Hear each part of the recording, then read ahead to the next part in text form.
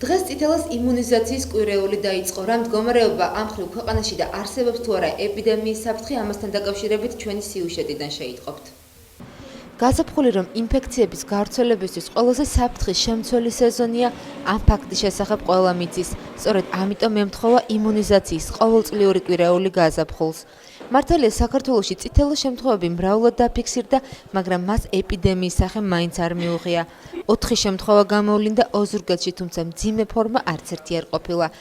სულ 4 შემთხვევა ჩვენს ქალაქში, რაიონში დაფიქსირებული, ამათგან 3 ამბულატორიულად ბინაზე მკურნალობს, ანუ ჰოსპიტალიზაცია ყველა შემთხვევაში არ არის აუცილებელი, ამას ექიმი წყვეტს, რა შემთხვევაში მოხდეს პაციენტის სტაციონარში მოთავსება.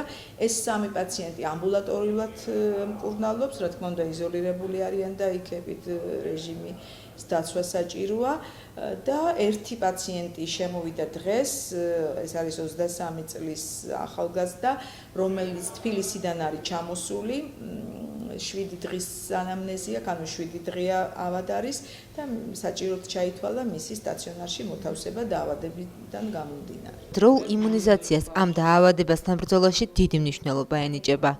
მის სლოგანი არის აცერი და დაიცავი.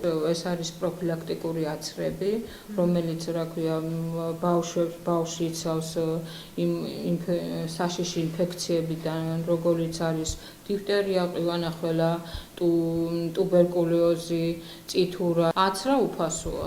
წითელას იმუნიზაციის კვირეული დღეიდან 29 აპრილის ჩათვლით გაგრძელდება.